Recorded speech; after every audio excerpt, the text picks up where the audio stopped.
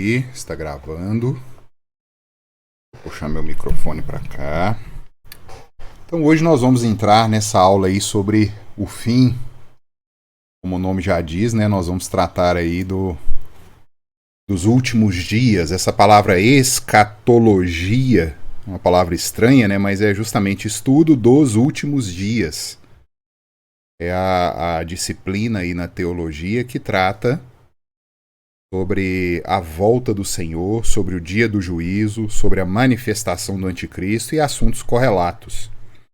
É uma área assim muito especulativa, queridos. Então, muitas coisas vão ficar encobertas porque não nos foram reveladas.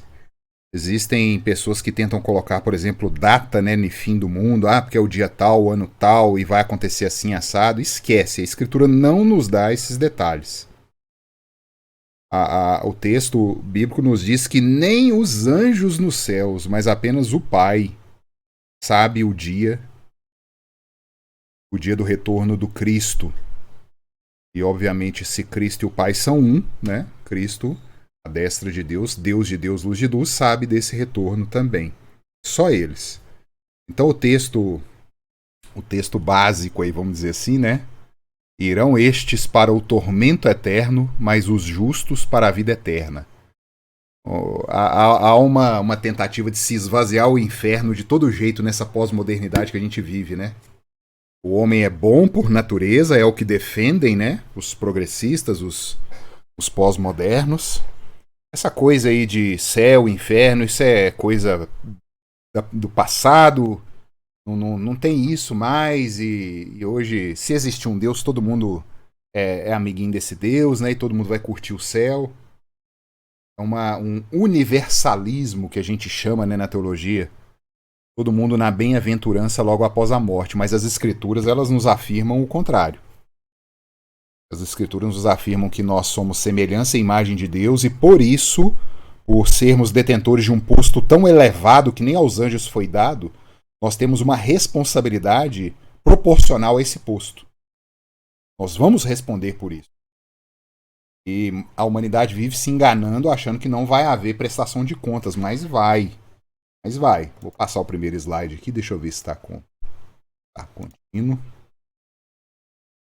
Quando a gente trata de um sistema bem abrangente, né, de uma maneira bem abrangente da Escritura, tratar o relacionamento de Deus com a humanidade, fatalmente a gente cai em duas perspectivas. E vão aparecer muitos nomes estranhos aqui hoje, né? Eu aperto mais nessa aula, mas não se preocupe em ficar decorando nomes. O que me interessa é você entender o conceito. Eu trago o nome para que as pessoas tenham conhecimento que existe. Quando você ouvir aí de alguém, né, de um pastor, de um crente, tal nome, aí você vai lembrar, isso aqui eu escutei na aula lá que eu tive com o Ricardo, a fé reformada defende assim. Você vai lembrar, porque são nomes estranhos, né? E esses dois grandes sistemas que a Bíblia demonstra do relacionamento de Deus com a humanidade, um deles é o aliancismo e o outro é o dispensacionalismo. Este segundo, o dispensacionalismo, ele defende que Deus se relacionou com a humanidade em 7 eras, 7 dispensações. É a era da inocência, que foi com Adão e Eva antes da queda. A era do governo humano, que foi depois da queda, né? A era da consciência. Aí tem a era dos patriarcas, a era da lei, a era da graça ou dispensação da graça, a dispensação do milênio. Eu não vou ficar entrando em detalhes, não, porque é um sistema que surgiu há poucas décadas, 15 décadas, né? 200 anos atrás no máximo, 2 séculos. É um sistema recente. E é um sistema que está ligado fortemente ao materialismo histórico. É a mesma época que as doutrinas marxianas, né, esse iluminismo materialista adentrou a humanidade, e isso invadiu, querendo ou não, a igreja. Isso trouxe uma influência. A redenção do homem defende os materialistas, né, os teóricos marxistas. A libertação do homem só vai acontecer quando houver igualdade material entre os seres humanos, quando segurança, saúde e distribuição de renda forem acessíveis a todos, então o homem vai chegar no ápice da sua evolução e todos viverão em paz. O Estado é uma espécie de Deus, né? O Estado que vai gerenciar. E nesse caminho aí a gente vê uma crise nesse pensamento, né, nessa doutrina, que foram as duas grandes guerras. E a gente vê que é uma doutrina que põe a esperança no homem, no braço do homem. Ela esquece de Deus. E infelizmente a igreja abraçou isso. E trouxe isso, é o que deu origem até dentro do dispensacionalismo, a uma doutrina que nós vamos ver nos próximos slides, chamado de pré-milenismo. Os crentes, adaptando essa doutrina materialista, eles creem que Cristo volta e reina fisicamente glorificado nessa terra durante 1000 anos, com ímpios e santos vivendo neste mundo. A gente não vê em nenhum lugar da Escritura falando isso. Nenhum. Mas eles desenvolveram toda uma doutrina e a gente vai passar isso aqui. O aliancismo é o que nós, reformados, defendemos e a igreja histórica defende, é que existe um povo de Deus. Ah, detalhe, só dando um passo atrás aí no dispensacionalismo, é Israel etnicamente falando e a igreja são dois entes separados. Deus tem uma salvação para a igreja e Deus tem outra salvação para Israel. Ele tem um tratamento diferenciado para Israel. Isso é outro ponto indefensável da doutrina do dispensacionalismo. Uma salvação para Israel étnico e uma salvação para a igreja. E Paulo nos diz o quê? Que os filhos de Abraão não são os do sangue, mas os da fé. Isso já derruba um texto, Paulo já fala assim, isso é mentira. Mas aí continuam insistindo nisso aí, né? Mas voltando no aliancismo. O aliancismo defende que Deus se relaciona com a humanidade por meio de uma aliança. Deus tem os seus eleitos, que ele escolheu antes da fundação do mundo, como a Escritura diz. E durante a história da humanidade, Deus vai chamando estes eleitos por meio desta aliança e a pregação dessa aliança. E aqueles que são de Deus são agraciados com o dom da fé pelo Espírito Santo e eles adentram essa aliança. No Antigo Testamento, Deus revelou essa aliança dentro de um povo e esse povo se chamava Israel. E é interessante que lá em Deuteronômio, né, Deus já vira e fala assim para os israelitas, olha, eu escolhi vocês, não foi porque vocês eram melhores, porque vocês eram maiores, diferentes. Eu escolhi porque eu quis. Porque eu amei vocês. Não existe nada no povo que possa trair Deus. Mas é a sua vontade soberana. E Deus escolheu Israel para mostrar a ruína da humanidade. Israel é como se fosse uma porta-bandeira, né, um estandarte. E Deus mostrou no Antigo Testamento que a humanidade está caída. Ele demonstrou isso dentro de um povo. E aí ele mesmo veio, encarnou e abriu essa aliança à sua plenitude da sua revelação, que é para o mundo inteiro. E interessante que isso já acontecia no Antigo Testamento, porque Moisés já registrava.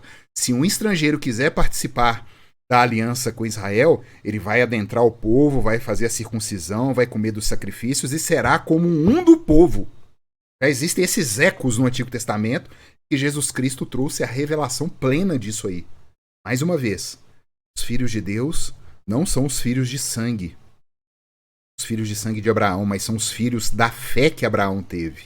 Esse é o aliancismo, é um povo, uma só fé, um só batismo, um só Cristo, como Paulo fala em Efésios. E por meio da fé em Cristo, tanto os judeus podem alcançar a salvação, como os gentios pode alcançar a salvação. O Novo Testamento é esse drama. O Novo Testamento ele é uma loucura, ele é uma perversão para o judeu.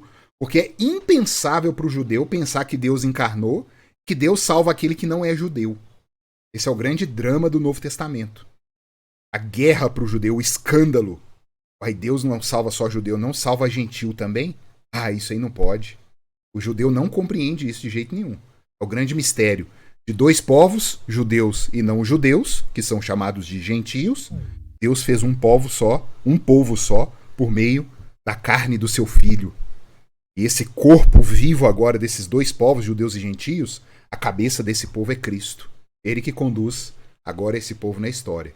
Até aqui tranquilo, queridos? É um resumo bem breve desses dois sistemas, né, para a gente entender agora o que se trata da doutrina dos fins dos tempos, que nós dependemos disso. Então, eu vou trazer aqui algumas abordagens, como eu disse, por favor, tá? Não pensem que vocês precisam decorar e eu vou ter que saber isso tudo, não. Vou dar aqui pinceladas daquilo que é abordado. Como eu disse, é uma área especulativa, muito especulativa. E o que eu vou bater o martelo aqui como um pastor de igreja é aquilo que a Escritura revela é isso aqui. Agora, esses pontos aqui, eles são especulativos. Uns creem de uma maneira, outros creem de outra maneira. E esses dois que creem diferente nisso estão indo pro céu. Porque eles confiam que Jesus que está levando eles pro céu. É interessante isso, né? Então vamos lá. Abordagem profética do fim dos tempos. Como que as profecias foram se cumprindo ao longo da história? Desde o Éden, quando Deus vira para Adão e Eva e diz assim que da mulher nasceria aquela semente que pisaria a cabeça da serpente, ela lhe feriria o calcanhar. É uma promessa, é uma profecia que está tendo ali por parte da boca do próprio Deus. E assim nós tivemos outras promessas feitas aos patriarcas, outras promessas feitas a Moisés e às tribos de Israel, outras promessas feitas aos reis, aos governantes, até a chegada de profecias no Novo Testamento. A gente vê, especialmente em Mateus 24, né, as profecias de fim dos tempos. Então, existem pessoas que são as preteristas. O que quer dizer isso? Elas creem que todas as promessas bíblicas já foram cumpridas. Não há mais nenhuma profecia bíblica que esteja por cumprir. Olha que interessante isso, né? Eu vejo isso complicadíssimo. Porque existe, por exemplo, a revelação do anticristo, Paulo fala. E João, né? João especialmente. Existem muitos anticristos que vêm se revelando. Mas Paulo vira e fala assim, mas há um abominável da desolação que vai se revelar na história ainda. E isso precede a grande tribulação. Então eu vejo uma impossibilidade no preterismo por causa dessas promessas.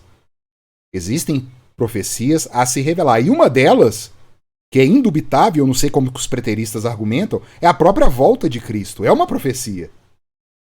Se defende que tudo já se cumpriu, então Cristo já voltou, e é vã a nossa esperança, como Paulo diz. Vamos comer, vamos beber, morrer e acabou. Paulo fala isso aos Coríntios. Nós temos também a posição historicista, e essa é a que mais se adequa à fé reformada. O que ela diz? Que as profecias vêm sendo dadas ao longo da história e vêm sendo cumpridas ao longo da história. Umas já foram cumpridas, outras ainda estão por cumprir. É uma caminhada que nós estamos tendo. Essa é a que mais equilibrada que eu vejo. A idealista, ela prevê uma interpretação de profecias de forma alegórica. Ela é alegorista ao extremo. E ela imagina essas profecias sendo cumpridas não baseado numa interpretação gramático-histórica da Escritura, não baseado naquilo que a Escritura nos dá, mas em uma forma... Quando a gente usa esse termo idealismo, é interessante, né? Eu acho que isso se aplica até na filosofia. É uma idealização verdadeira. É algo imaginado e a gente se baseia nessa interpretação alegórica, porque não deixa de ser alegórica, né? A pessoa imaginou, por isso deram o nome de idealista. E nós temos também a futurista, que as profecias ainda vão se cumprir. Olha que interessante, os preteristas dizem que já se cumpriram, e a futurista diz que vão se cumprir ainda. Não se cumpriu nenhuma profecia ainda. Então assim, fica uma falta de equilíbrio, fica os extremos. E a idealista dá muita ênfase àquilo que o homem pensa sobre a Escritura. Deus ele não nos chama a dar opinião sobre o que ele escreveu. Ele nos chama a obedecer. Deus ele não está interessado naquilo que a gente acha. Deus está interessado em obediência. O sacrifício para ele não vale nada sem obediência. Isso é o que diz. Então essa abordagem das profecias, como que as profecias se cumpriram durante a história? A mais equilibrada, a mais bíblica é a historicista. Agora vocês me perguntam, né? E essas pessoas, então, elas são condenadas? Elas são hereges? Queridos, a gente não pode afirmar isso. A gente tem que tomar muito cuidado. Porque se aquela pessoa colocou a fé dela no Cristo ressurreto e ela não confia na sua justiça, mas nos méritos de Cristo para levar ela para o céu, isso é o que importa. Isso é o que vai levar ela no céu. Não é o tanto de conhecimento que ela tem, do tanto de interpretação correta que ela fez da Escritura, mas é a fé que ela depositou no Cristo vivo, que é o próprio Deus encarnado. Então a gente tem que caminhar com muita cautela, com muita prudência, para a gente não colocar no inferno aquilo que a gente não é autorizado a colocar no inferno. Quem que a gente coloca no inferno? O que não creu está condenado. Palavra do apóstolo. Ponto final. que não creu em Cristo está condenado. Isso a gente vai caminhando em paz. Vamos prosseguir. E sobre esse tal de milênio, irmãos e queridos, olha, é um negócio assim, terrível, mas deixa eu tomar uma água aqui que a gente vai conversar muito agora. Ai. Vamos lá. Nós temos 3 posições basicamente desse tal milênio. A gente lê em Apocalipse 19 que haverá um momento, um período de 1000 anos. E olha que interessante, né? Nós temos todas as evidências pela Escritura. Esse número 1000 é um número de completude, é um tempo perfeito para alguma obra. Seja um período de 1 semana ou seja um período de 5.000 anos. O 1000 na Escritura a gente vê como, por exemplo, o número 40, 400, que é a aflição. Sempre que a gente vê o número 40, a gente vê que é um período de provação, de aflição. A gente vê o número 1000 como um tempo de completude.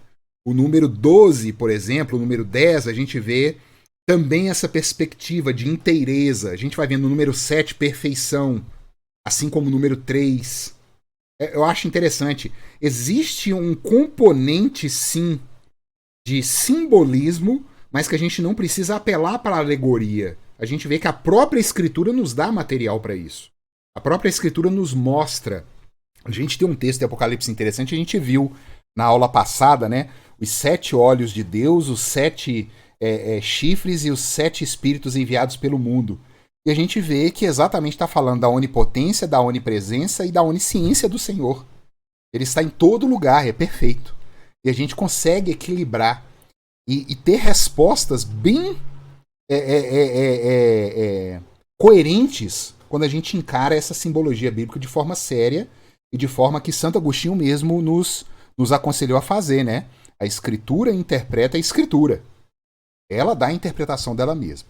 Então, em relação a esse período de 1000 anos que Apocalipse narra, né? Apocalipse 19, a gente tem a posição pré-milenista, a gente tem a posição pós-milenista e a gente tem a posição amilenista. Vamos aqui então tratar. Pré-milenista é o que o nome já diz. Pré. Antes do milênio. Antes o quê? Aí a gente tem que perguntar, né? Pós o quê? Antes o quê? Pós o quê? O evento da volta de Cristo.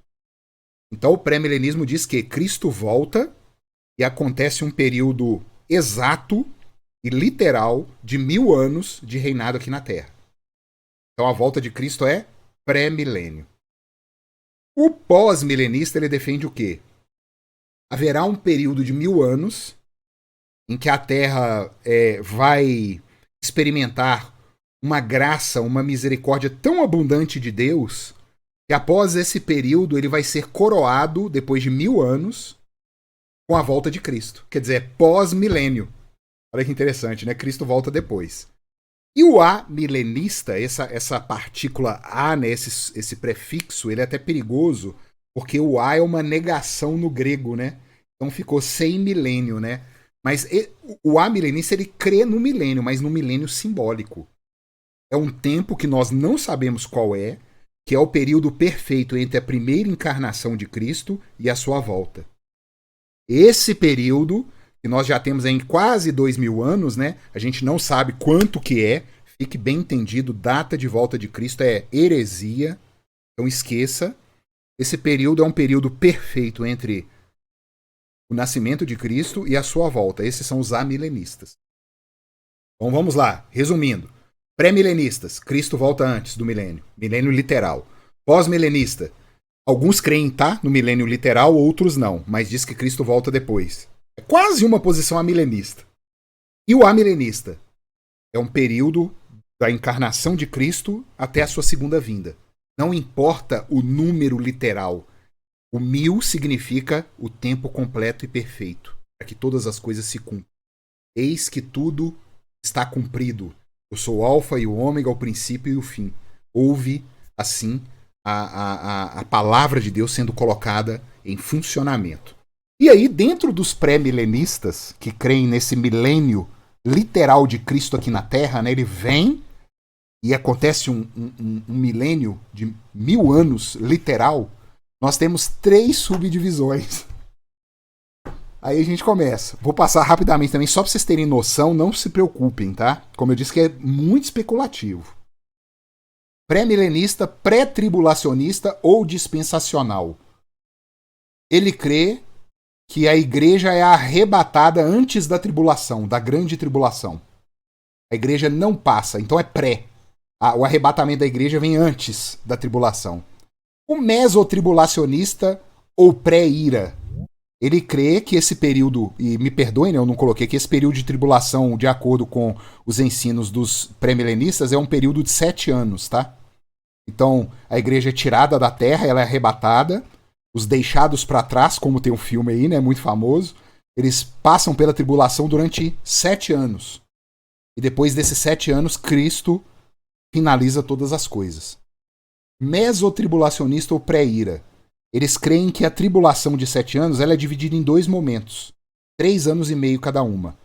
A igreja passa as aflições em 3 anos e meio, ela é retirada do mundo, e aí vem a ira do Cordeiro sobre o mundo nesses outros 3 anos e meio. Por isso que ela é mesotribulacionista, quer dizer, está no meio, mas ela é pré-ira. Ela é antes da ira do Cordeiro nesses 3 anos e meio. É uma confusão, né? Um negócio assim. Mas vamos lá, vamos lá. E nós temos também os pré-milenistas, quer dizer, Cristo volta para reinar, mas pós-tribulacionistas ou históricos. O que eles entendem? Que a igreja passa pela tribulação.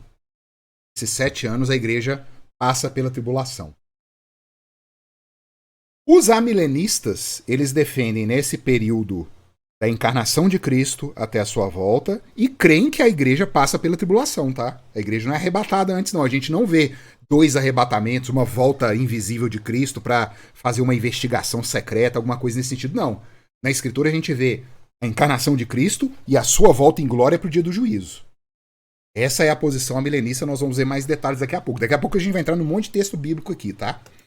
Gente, alguma dúvida até aqui? Querem comentar algo? Tá tranquilo? Então vamos prosseguir. Vou passar um slide aqui. Mas existe acordo, queridos. E isso é o que nos importa e é isso que eu quero que vocês gravem na cabeça de vocês. Todas essas linhas escatológicas, e nós vamos encontrar lá em cima com muita gente pré-milenista, pós-milenista, amilenista. O pós-milenismo, por exemplo, ele ficou muito forte na época dos puritanos. Quando eles migraram da Inglaterra para a Nova Inglaterra, que era os Estados Unidos, eles criam que eles podiam desenvolver um lugar onde dali propagaria-se o evangelho e o mundo seria influenciado por esse evangelho. Por isso que eles criam na consolidação do reino de Deus nesse mundo, preparando a volta de Cristo. Mas o que a gente vê em Mateus 24 não é bem isso, não. Nós vamos ver os textos aqui. Cristo fala que o bicho vai pegar. Palavra minha, né? Vai acontecer coisa do arco da velha antes da volta de Cristo, inclusive o esfriamento da fé, a apostasia da própria igreja, do povo dele, o esfriamento do amor. Então, a posição pós-milenista, que a terra vai virar uma consolidação do reino para a vinda de Cristo, não se coaduna com isso. Hoje existem poucos pós-milenistas, tá? Mas vamos encontrar com eles lá também. Mas e o acordo? Existe acordo, queridos. Todos que são bíblicos, todos que creram em Cristo e na sua palavra, creem que há vida depois da morte. Não tem essa coisa de aniquilacionismo, que acabou tudo e sumiu, né? A teoria materialista naturalista defende isso, né? Nem alma o homem tem. Nós somos um emaranhado de sinapses cerebrais e reações bioquímicas, e quando isso morre, acabou e acabou. É a extinção do ser. A gente era não ser, quando a gente nasce a gente é um ser, e depois a gente volta a ser não ser. E assim a gente vai vivendo e morrendo. Mas há acordo. A vida após a morte. Há vida após a morte. Há a revelação do anticristo. A abominação desoladora vai aparecer, irmãos. A gente não sabe em que momento isso vai acontecer, mas há uma perspectiva que isso é uma pessoa e que essa pessoa ela seria adorada e tomaria o lugar do próprio Deus. A própria igreja, se não fosse o retorno de Cristo para abreviar esses tempos, ela mesma seria enganada. Esse anticristo vai tentar se assentar no trono do Senhor e vai requerer a adoração do Senhor. Um governo mundial será instituído. E eu vejo perfeitamente isso acontecendo hoje. Vocês podem achar que é teoria de conspiração e tudo, mas a gente vê que a tecnologia, a internet, que nós temos de condição e de movimentação dos reis dessa terra, é para a formação desse governo mundial. Semana passada nós tivemos a reunião discutindo o imposto global, todos os países tendo cobrando um imposto só. A gente está vendo esse alinhamento de uma moeda única. A gente tem visto esse alinhamento, uma centralização. E no meio disso, um anticristo será revelado. E eu creio piamente, como a nossa confissão de fé defende, que a pessoa do Papa é esse anticristo. Ainda vai ser levantado um Papa que ele vai misturar com esse progressismo e pós-modernismo, e ele vai tomar a frente dessa paz mundial para ser promovida entre todos os povos, um ecumenismo diabólico. E ele será esse que vai se revelar. Haverá tribulação. A despeito se a igreja passa ou não passa, todos creem que haverá uma grande tribulação, como a Escritura defende. Jesus volta. Olha que interessante isso. Jesus volta para a igreja dele. Isso é acordo também, graças a Deus. Aquele que não crê na volta de Cristo não é crente. Simples assim. Haverá um juízo final, queridos. Haverá um dia em que todos prestarão conta daquilo que fizeram pelo corpo, seja bom ou seja mal. É a palavra de Paulo, Coríntios 5. Haverá um retorno de Cristo, um trono branco será instaurado e há uma perspectiva de tribunal por toda a Escritura, querido. Presta atenção nisso. Não é só em Apocalipse, não. Sempre a gente vê falar de um justo juiz, sempre a gente vê falar de um acusador de Satanás, sempre a gente vê menção de um advogado que nos defende, que é Jesus Cristo. A gente vê isso espalhado pela Escritura inteira. Haverá um grande tribunal e o justo juiz vai julgar. A Nova Jerusalém vem. Esse é um outro ponto de acordo entre todos aqueles que são crentes. Deus vai restaurar todas as coisas. Uns creem que essa restauração vai acontecer na nossa terra. Outros creem que Deus vem com essa Nova Jerusalém do alto. Mas haverá um novo lugar onde pecado não entra. Onde maledicência, onde maldito, onde fofoca, mexerico, onde as lágrimas não caem mais de tristeza, lágrimas de alegria poderão rodar, mas nunca mais de tristeza. O pecado não tem lugar lá. O homem vai entrar naquele estado que Santo Agostinho defendeu, né? Posso não pecar e não posso pecar. Olha que coisa sensacional. Eu tenho a liberdade de não pecar e eu não posso pecar. Além de ter uma liberdade positivamente, negativamente eu não tenho mais condição de pecar. Porque a glorificação do nosso ser, alma e corpo, foi plenamente feita. Nós voltamos à origem sem a possibilidade mais de cair. E é interessante que uma nota de rodapé, como diria o reverendo Charlie aqui, né? Os arminianos, eles defendem o livre-arbítrio que nós vimos, né, nas aulas anteriores, porque se não há livre-arbítrio, não há amor. Então quer dizer que não há livre-arbítrio no céu, ou tem livre-arbítrio e não tem amor no céu? Porque lá não pode mais. Você não tem a opção de pecar mais. Você perdeu o livre-arbítrio aí. Como que fica? Eles não conseguem explicar. Você vai vendo, quando a gente mexe na doutrina bíblica, a gente põe em problema. Deus é perfeito. A gente só tem que se curvar e aceitar. Igual a questão do livre-arbítrio. O homem não é livre coisa nenhuma. Ele é um escravo miserável, ordinário, cego, nu. E a gente depende da misericórdia de Deus. Simplesmente isso. E depois disso tudo, o reino eterno será estabelecido. Ah, irmão, eu não sei o que é isso, não. O que é o reino eterno? Como que vai ser?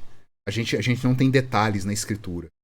Mas o que me dá esperança é que eu vou estar com o meu Cristo. Vou estar com o meu Deus, face a face.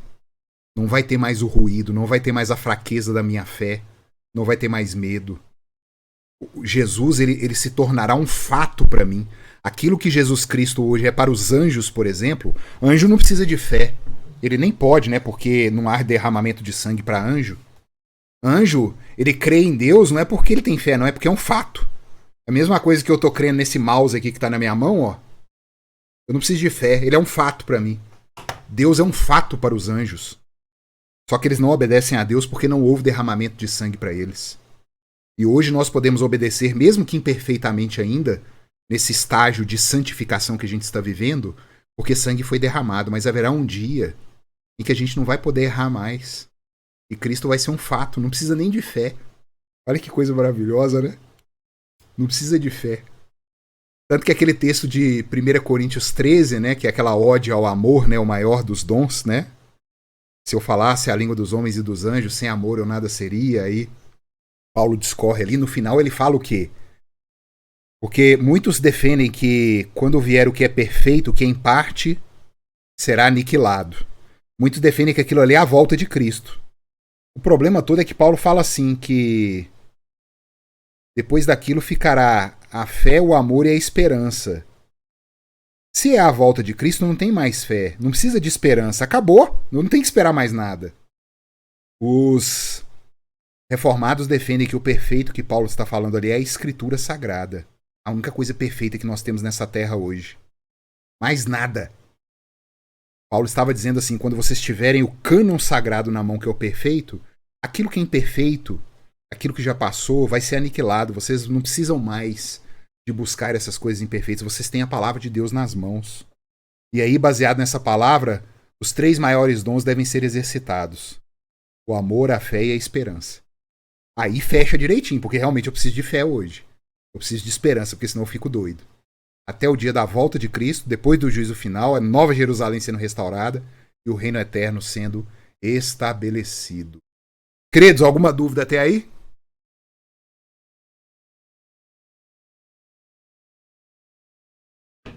Vamos continuar. Caminhar. O último slide.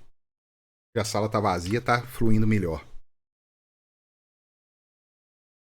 Então, embasamento textual. Deixa eu ver aqui. Eu tenho mais 15, 25 minutos. Dá sim. Deixa eu pegar minha colinha aqui. Ela está aqui atrás. A morte e a corrupção. A vida após essa morte, que é a aula de hoje, né? A segunda volta e o juízo. Quem abre para mim aí Gênesis 3:19? Acho que hoje eu vou ficar em Luana e Mirka, né? Porque a Paula e a Vitória não tem áudio, não, né? Então vamos revezando aí nós 3. Eu também entro na roda aí.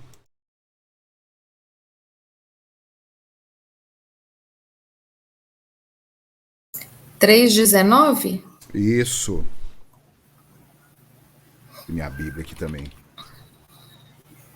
No suor do rosto comerá o teu pão, até que tornes à terra, pois dela foste formado, porque tu és pó e ao pó tornarás.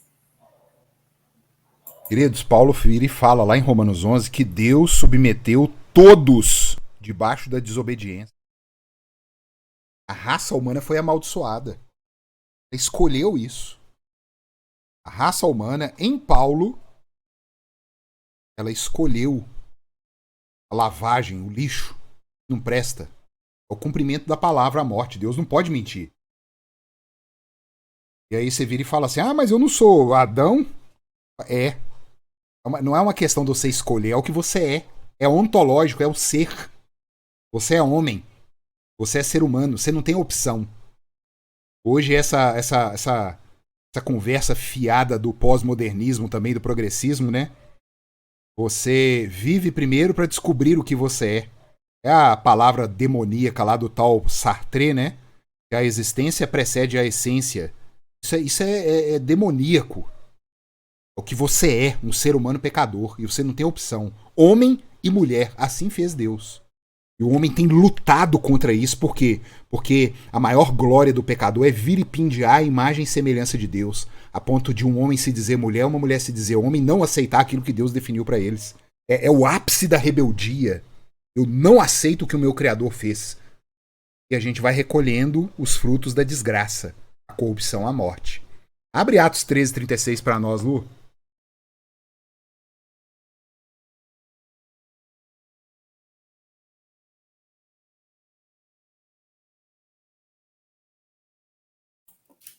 O quê?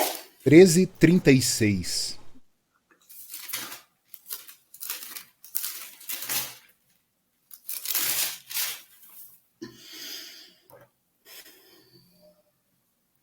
Porque, na verdade, tendo Davi servido a sua própria geração, conforme o desígnio de Deus, adormeceu, foi para junto de seus pais e viu corrupção. Acabou. O grande rei Davi, o homem segundo o coração de Deus, o ascendente do Cristo, fala Jesus, filho de Davi, ele viu a corrupção. O único que não experimentou essa corrupção foi o nosso Senhor, porque ele foi ressuscitado. Deus, ele triunfa sobre a morte. Mas o resto, corrupção. Morte. E para desbancar essas teorias, né, de sono da morte, que a pessoa tá só adormecida depois que morre, não é uma... Gente, morte é morte. Olha o que João 11, de 11 a 14, fala. Assim falou, e depois disse-lhes, Lázaro, o nosso amigo, dorme, mas vou despertá-lo do sono.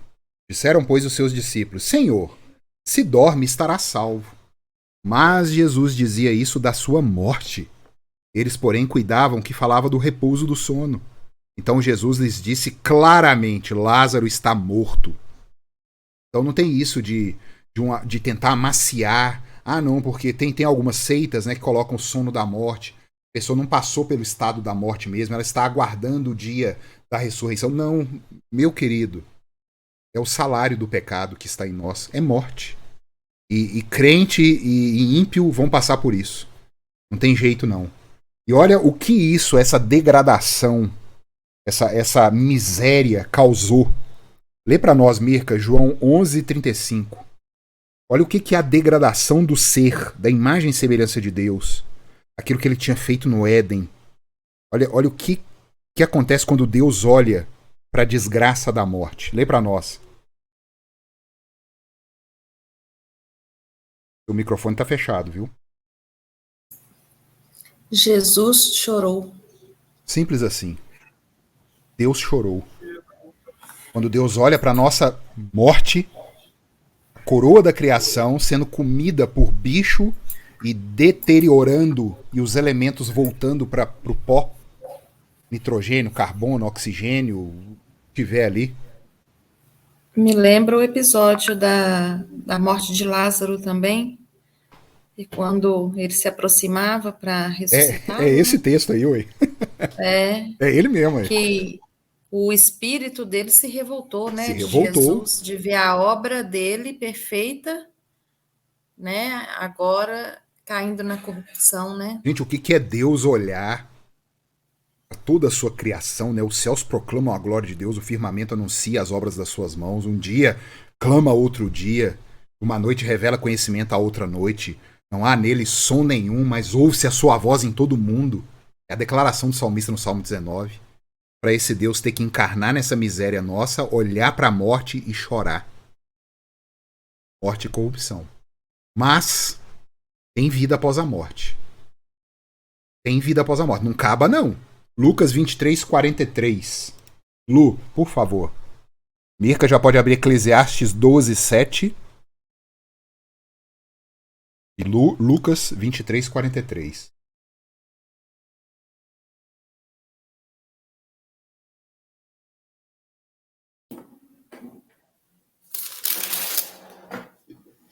Jesus lhe respondeu, em verdade te digo que hoje estarás comigo no paraíso. Gente, se eu não me engano, eu acho que eu tenho aquela Bíblia sua aqui, Lu. Agora não vai dar tempo de pegar, não. Aquela que você me deu, que era de sua mãe. Testemunho de Jeová muda uma vírgula nisso aí, viu? Em verdade, te digo hoje, vírgula, estarás comigo no paraíso. Pra dizer que não era aquele dia que o ladrão ia estar com ele. Jesus estava dizendo hoje. Mas o estar pode ser em qualquer outro dia. Para defender que não tem esse local, né, para onde vai após a morte. Mas o texto grego é muito claro. Hoje estarás comigo. Essa bem-aventurança, esse estado intermediário da alma, que a gente... É um mistério isso, tá? Um lugar onde Jesus está com essas almas que... Pessoas, né, que foram mortas aqui, nessa integralidade de corpo e alma. O corpo separa da alma, é a morte. O corpo volta para a terra. E esse estado intermediário da alma aguardando o dia da ressurreição. Como que é isso? A escritora não nos dá esses detalhes. Mas elas estão lá. Assim como naquela ilustração lá do mendigo e de Lázaro, né? O mendigo já estava no seio de Abraão. Como que funciona? Não sei. Eu sou humilde o suficiente para só crer naquilo que a Bíblia revelou. E me calar aonde ela se cala. Eu só sei que para os salvos é bom. Exatamente. Eclesiastes 12, 7, bem. E o pó volte à terra como era, e o espírito volte a Deus que o deu. Olha que interessante. O espírito torna a Deus. E aí? E aí? Não sei. Vocês estão vendo? São relances que a escritura nos dá e que a gente tem que tomar cuidado. É um mundo, novamente, especulativo. Mas o que a escritura nos dá, a gente tem que ter certeza para defender a nossa fé. Morre, o corpo volta ao pó, a alma separada do seu corpo, aquilo que nunca podia acontecer, que é a separação de corpo e alma, porque somos seres integrais, corpo e alma, nem mais corpo do que alma e nem mais alma do que corpo. Mas aconteceu essa desgraça do pecado e rompeu essa beleza da criação divina. E o corpo morre e volta ao pó e o espírito torna a Deus que o deu. Simples assim. E olha o que Paulo diz em Filipenses 1, 23. Eu vou ler aqui para vocês. Ora, de um lado e outro lado, estou constrangido, tendo o desejo de partir e estar com Cristo. Ó, então, ele vai, depois que ele morrer, ele vai encontrar com Cristo. É pra você ver, não tem essa de ficar alguma coisa letárgica, né?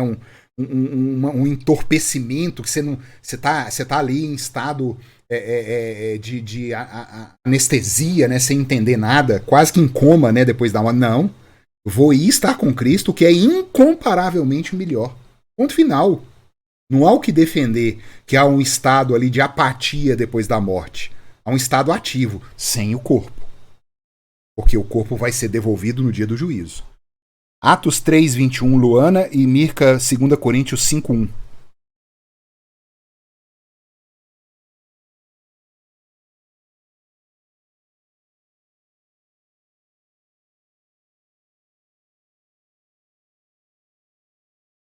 Atos 3, 21. 3, 21. 21. Ao qual é necessário que o céu receba até os tempos da restauração de todas as coisas, de que Deus falou por boca dos seus santos profetas desde a antiguidade. Tá falando de Cristo aí. É só ler o contexto anterior.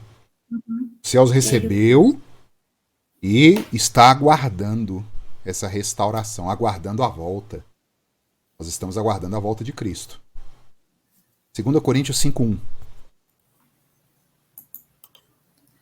Sabemos que, se a nossa casa terrestre deste tabernáculo se desfizer, temos da parte de Deus um edifício, casa não feita por mão, eterna nos céus. Eita! Toda a carga do simbolismo do tabernáculo, né? Desde lá de Moisés, passando pelo templo em Jerusalém, de Salomão, depois a reforma do templo por Herodes, né? O segundo templo. Isso não vale nada. Deus estava apontando ali uma casa muito superior. Porque ele não mora em casa feita por mãos humanas, ele mora naqueles que creram nele. Aqueles que têm sede do Deus vivo, como a corça tem pelas águas. É essa casa, esse tabernáculo de carne nosso, que vai se desfazer, ele vai corroer, ele vai degenerar. É o que Paulo está dizendo. Mas há uma esperança que há um edifício que Deus vai nos entregar. É ele mesmo que fez, é a glorificação do nosso corpo. É nessa segunda volta que nós vamos entrar aqui agora. Olha que 1 Tessalonicenses, eu vou ler para vocês aqui da segunda volta. 1 Tessalonicenses 4, 16 e 18 diz. 16 a 18, né? Porquanto o Senhor mesmo, dada a sua palavra de ordem, ouvida a voz do arcanjo e ressoada a trombeta de Deus, descerá dos céus. E os mortos em Cristo ressuscitarão primeiro. Depois nós, os vivos, os que ficarmos, seremos arrebatados juntamente com eles, entre nuvens, para o encontro do Senhor nos ares. E assim estaremos para sempre com o Senhor. Consolai-vos, pois, uns aos outros com estas palavras. Meu querido, eu assustei uma vez, eu lendo o livro de Atos, né, quando eu sento para ler a Escritura, Realmente eu leio no celular, né? Eu gosto de pegar uma obra inteira. Eu não consigo ler texto picado, né? Ficar assim, ler um capítulo hoje, um capítulo... Eu não gosto. Não censuro quem consegue fazer isso, mas eu não gosto. Eu gosto de, vou ler Isaías agora. Senta igual assistindo minissérie, né? Vamos ler aqui. É Isaías, tô lendo. Vou ler Mateus. Vamos ler Mateus todo. Acabou. No muito divide em 2 vezes, se for muito grande. Eu tava lendo Atos dos Apóstolos, aí me deu aquele estalo na cabeça. Eu falei, gente, Paulo fala o tempo todo de ressurreição, de volta, e a gente não prega isso, né? A gente prega muita coisa, não é que esteja errado sobre a igreja, sobre a vida com os irmãos, né, a salvação aqui nessa terra, mas olha o que Paulo ordena nesse texto de Tessalonicenses: consolai-vos, pois, uns aos outros com estas palavras. Que palavras? Que Cristo vai dar a voz de comando, o arcanjo vai ordenar, a ressoada da trombeta vai ser feita nos céus, e ele descerá, e os mortos ressuscitarão. Ressurreição de mortos. É o que mais Paulo prega no livro de Atos. O tempo inteiro onde ele chega, tá na boca dele, ressurreição de mortos. Isso era o que tinha que estar na nossa boca. E o mundo vai nos ridicularizar. O mundo não vai crer nisso, não. E assim a gente vai caminhando nessa loucura do evangelho. Abre para nós, quem leu da última vez aí? É Lu agora. 1 Coríntios 15. Mirka também, 1 Coríntios 15. A Luana vai no versículo 51 e 52. Mirka no 35 a 37.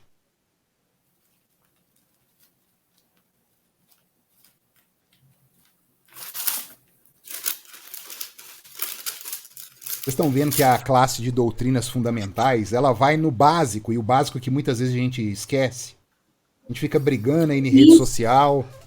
1 Coríntios 15, 51 e 52. Fica trocando tapa aí com quem crê de um jeito, quem crê no outro, mas o básico, onde há acordo, a gente está criando divisão. Eis que vos digo um mistério: nem todos dormiremos, mas transformados seremos todos. No momento, num abrir e fechar de olhos, ao ressoar da última trombeta, a trombeta soará, os mortos ressuscitarão incorruptíveis, e nós seremos transformados. Sempre que eu leio esse texto, eu lembro, o finalzinho da aula eu vou colocar para vocês um vídeo que eu amo escutar. É da obra Handel de Messias, o Messias de Handel. E tem uma área do baixo cantando, né, que é a minha voz no coral. The Trumpet Shall Sound. Quando a trombeta soar. E ele narra exatamente esse texto de Paulo. É um negócio assim maravilhoso. E você vai escutando e lendo, né, a tradução. Fica assim, é sensacional. Vou mandar para vocês escutem aí. Ô bem, lê para nós aí mesmo Coríntios 15, 35 a 37. Mas alguém dirá: como ressuscitam os mortos e em que corpo vêm? Insensato, o que semeia não nasce se primeiro não morrer. E quando semeia, não semeias o corpo que há de ser, mas o simples grão, como de trigo ou de qualquer outra semente. Gente, vocês já pararam para pensar numa criança no inferno? É meio chocante isso, não é? Aí algumas pessoas vai e criam uma doutrina assim: não, criança é pura, tá tudo no céu. Mas isso é mentira. Porque Davi falou que ele já era pecador no ventre da mãe dele. Paulo disse que não há um justo, nenhum sequer. A humanidade está condenada. Eu ficava com essa coisa na cabeça, até um irmão, né, que eu debato muito com ele, falou assim: Ricardo, eu não consigo compreender. Até que eu prestei atenção nesse texto que a Mirka acabou de ler aí. O que Paulo faz? Ele faz uma comparação com uma semente com a árvore.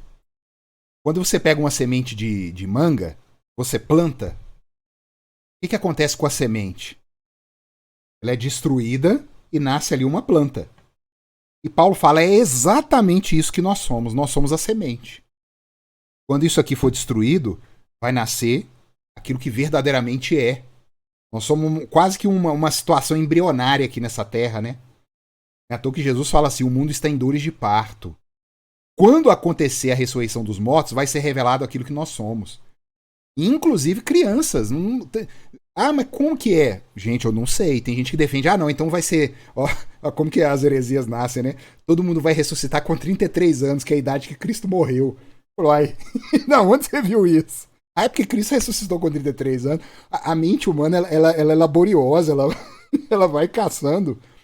O que eu posso afirmar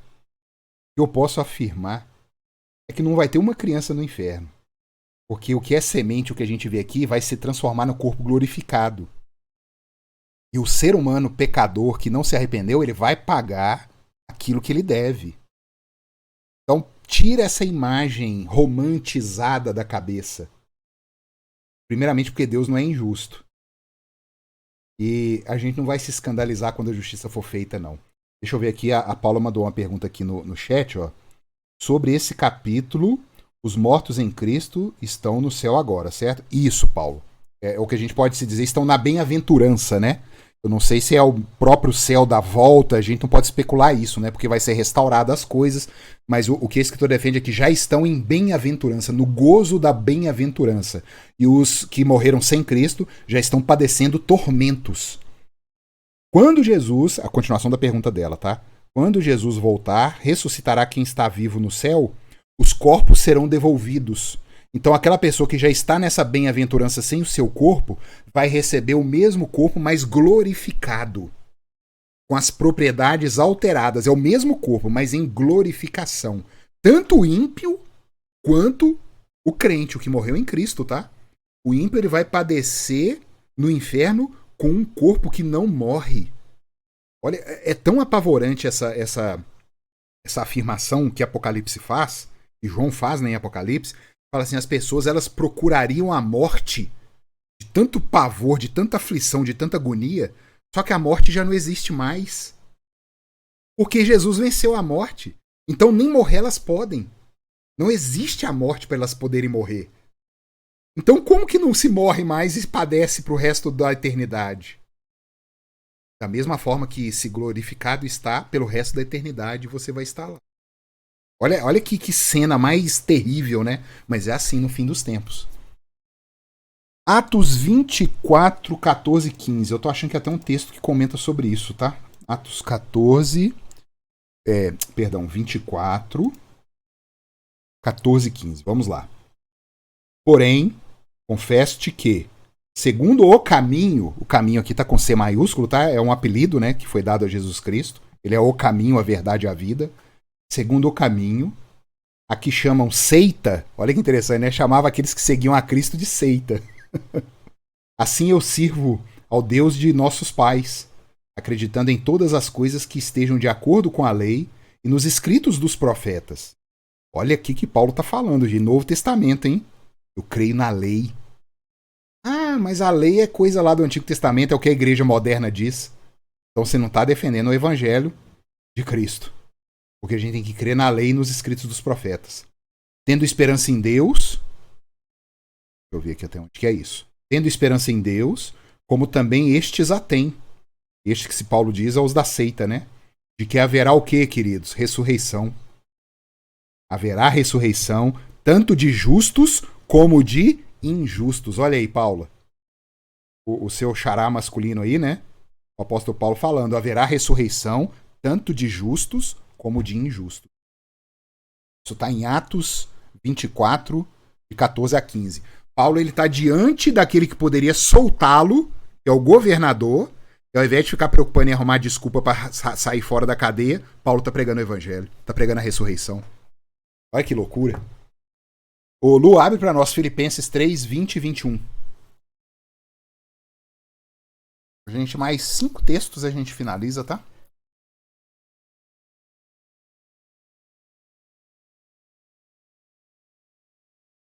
Filipenses 3, 20 e 21. Mirka já vai abrindo aí Atos 17, 31.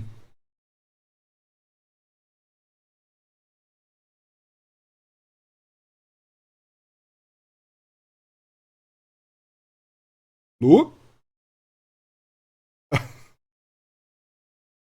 Tô aqui apanhando a Bíblia. Ah, não, tá. Eu pensei que você não tinha escutado.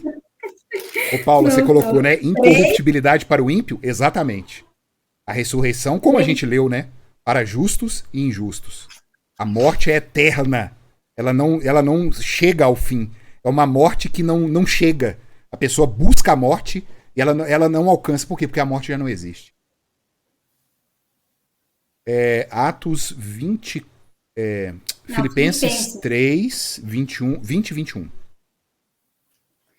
Pois a nossa pátria está nos céus, de onde também aguardamos o Salvador, o Senhor Jesus Cristo, o qual transformará o nosso corpo de humilhação para ser igual ao corpo da sua glória, segundo a eficácia do poder que ele tem de até subordinar a si todas as coisas.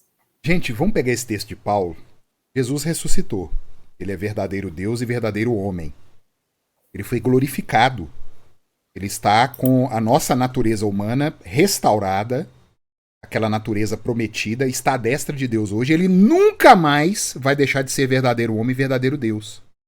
Olha o que esse nosso Deus fez. Esse nosso Deus, ele é louco. Ele desce, ele pega a nossa natureza caída, ele cumpre a lei, e assim ele recebe o dom da promessa, e sendo Deus, ele não precisava daquilo, ele dá àquele que crê, e ele volta para a destra do Pai com esse corpo agora glorificado. E nós vamos ter o mesmo corpo que Jesus hoje está à destra de Deus. É o que a Lô acabou de ler. O mesmo corpo de Cristo. A mesma humanidade que está em Cristo agora, nos céus, orando por nós, intercedendo por nós. Essa mesma humanidade que está em Cristo estará em nós. Essa é a esperança. Glorificada, perfeita. Em bem-aventurança, em gozo. E, por último, o dia do juízo. Vai ter a segunda volta e vai ter um julgamento. Atos 17:31, bem.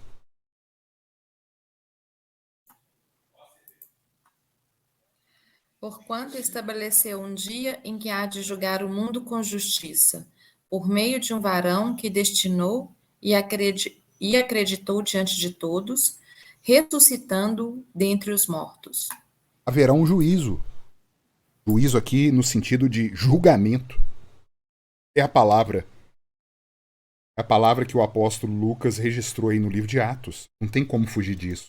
Judas, versículo 6, diz assim: e há anjos, olha quem que ele está falando no dia do juízo, hein? Os anjos.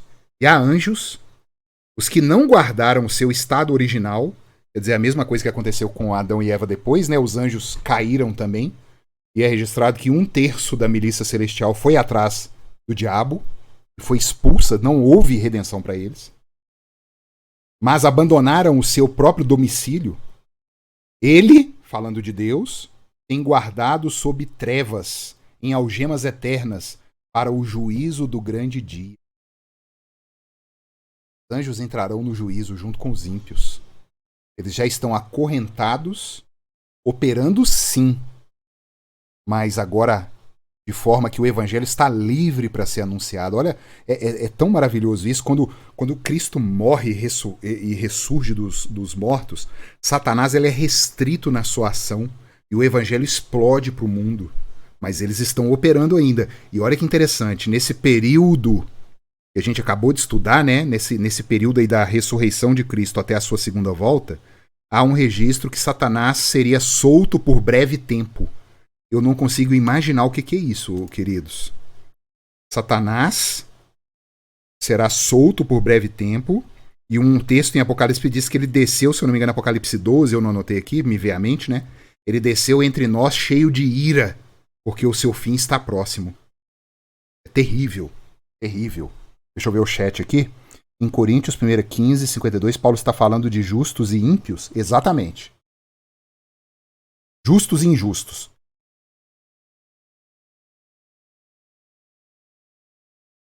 Lu, 2 Coríntios 5, 10 e 11. Mirka, Romanos 2, 5 a 11.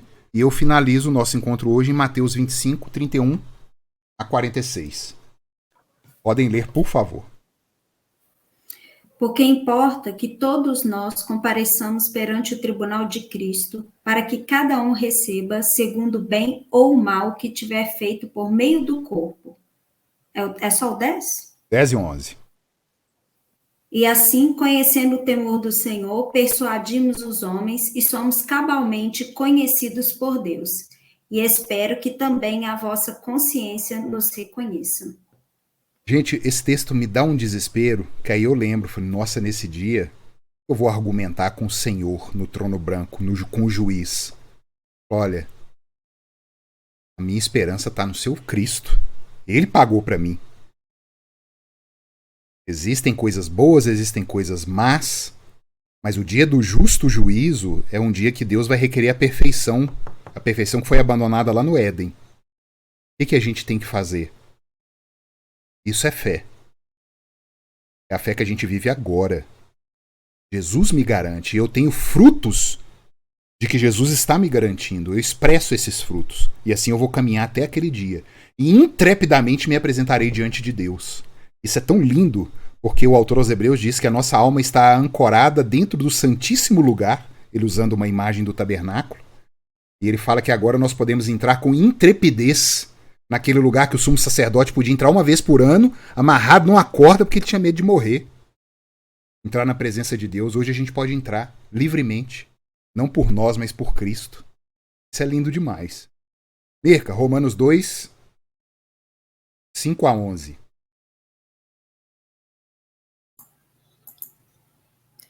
Mas, segundo a tua dureza e coração impenitente, acumulas contra ti mesmo ira para o dia da ira e da revelação do justo juízo de Deus, que retribuirá a cada um segundo o seu procedimento.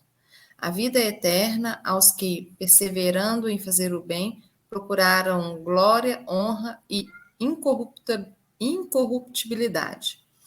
Mas ira e indignação aos facciosos que desobedecem à verdade e obedecem à injustiça. Tribulação e angústia virão sobre a alma de qualquer homem que faz o mal, ao judeu primeiro e também ao grego. Glória, porém, e honra e paz a todo aquele que pratica o bem, ao judeu primeiro e também ao grego, porque para com Deus não há acepção de pessoas. Eu gosto desse texto, né? Porque geralmente o ímpio usa esse texto, né? Fala assim, porque Deus não faz acepção de pessoas. Só que esse texto aparece 3 vezes, essa frase, né? No Novo Testamento. E sempre é numa perspectiva negativa. Deus não faz acepção de pessoas, está todo mundo condenado. Então o ímpio usa isso achando que está usando como se fosse vantagem, né? Impressionante isso, não. Tá todo mundo na água. E vai haver um dia de juízo, como Paulo diz aí. Não há escapatória, queridos. É um senso, é interessante que é um senso da natureza humana. E o que a gente planta, a gente colhe. Mesmo que você faça o contrário, mas você sabe que vai dar errado. E que você vai prestar conta das coisas. Isso é um senso nato. Isso vem em nós. E Mateus, finalizando aqui, passei 5 minutinhos já, mas já acabando. Mateus 25, 31 a 46 fala assim: Quando vier o Filho do Homem na sua majestade, todos os anjos com ele, então se assentará no trono da sua glória. Todas as nações serão reunidas em sua presença e ele separará uns dos outros, como o pastor separa dos cabritos as ovelhas. E porás as ovelhas à sua direita, mas os cabritos à esquerda. Então dirá o rei aos que estiverem à sua direita: Vinde, benditos de meu Pai, entrai na posse do reino que vos está preparado desde a fundação do mundo? Porque tive fome e me destes de comer, tive sede e me destes de beber, era forasteiro e me hospedastes, estava nu e me vestistes, enfermo e me visitastes, preso e fostes me ver. Então perguntarão os justos: Senhor, quando foi que te vimos com fome e te demos de comer, ou com sede e te demos de beber? E quando te vimos forasteiro e te hospedamos, ou nu e te vestimos? E quando te vimos enfermo ou preso e te fomos visitar? O rei, respondendo, lhes dirá: Olha que interessante. Em verdade vos digo que, sempre que o fizeste a um destes meus pequeninos irmãos, a mim o fizestes. Então o rei dirá também aos que estiverem à sua esquerda: Apartai-vos de mim, malditos, para o fogo eterno, preparado para o diabo e seus anjos. Olha que interessante, né? Aquela imagem que o inferno é um monte de diabinho lá espetando os outros, isso é mentira. Porque o inferno foi feito para o diabo e seus anjos. E os ímpios, os injustos, os impuros vão ser enviados para lá. O diabo tem pavor do inferno e ele sabe que lhe falta pouco tempo. Porque tive fome e não me destes de comer. Tive sede e não me destes de beber. Sendo forasteiro, não me hospedastes. Estando nu, não me vestistes. Achando-me enfermo e preso, não fostes me ver. E lhes perguntarão: Senhor, Quando foi que te vimos com fome, com sede, forasteiro, nu, enfermo ou preso, e não te assistimos? Então lhes responderá: em verdade vos digo que sempre que o deixastes de fazer a um destes mais pequeninos, a mim o deixastes de fazer. Irão estes para o castigo eterno, porém os justos para a vida eterna. Querido, Jesus Cristo, ele prega arrependimento e confiança na pessoa dele. E o reflexo de que isso aconteceu naquele que se diz crente é exatamente as suas obras. Obras que estavam preparadas de antemão para que nós andássemos nela. As boas obras não vai levar ninguém para o céu. A fé salva sozinha. Mas a fé que salva sozinha, ela nunca está sozinha depois. Ela sempre resulta nisso que Jesus colocou aqui.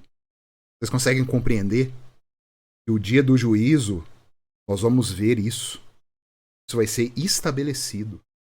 Muitos que se diziam: Senhor, Senhor, em teu nome fizemos isto ou aquilo, não vos conheço. Apartai-vos de mim os que praticam iniquidade. Simples assim. E aqui eu vou finalizando, deixa eu ver o chat aqui, tem mais uma questão aqui. Versos 20. Todo o capítulo 15 trata de ressurreição, tá, Paula? Não é só o versículo 22 inteiro, não. Paulo, acho que é um dos maiores capítulos do Novo Testamento, esse capítulo 15 de 1 Coríntios, são 56 versículos. O capítulo inteiro é sobre a ressurreição e como se opera isso. E o destino de ímpios e de crentes, justos e injustos. É o contexto do capítulo todo. Eu nem sei esse versículo que você está falando, não, tá? Deixa eu até abrir ele aqui. Mas é o capítulo inteiro, então certamente está falando de ressurreição. Deixa eu ver aqui.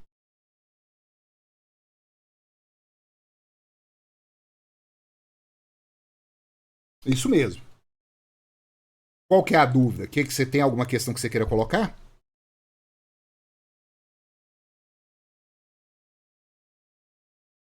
Sim. E qual é a dúvida objetiva? Só para eu entender. Se você quiser me mandar um áudio no Zap também, pode mandar, tá? Porque no chat fica difícil, né?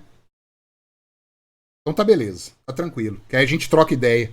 Beleza? Só para eu entender direitinho, não te dar resposta corrida aqui. A gente troca ideia lá, tá bom? Beleza então, queridos? Alguma dúvida, gente? Acho que a Paula aqui já propus com ela, né, lá no chat. E se eu ver as questões dela interessantes, eu ponho lá também, sem problema algum. Deus abençoe a cada um aí, uma boa noite. E perdoe mais uma vez, tá, o atraso aí, porque hoje realmente foi excepcionalíssimo. Precisava conduzir uma reunião aqui do orçamento da igreja, mas graças a Deus deu tudo certo. Deus abençoe, viu? Um abraço para vocês. Amém. Boa noite. Boa noite. Boa noite, gente. Deus abençoe. Amém.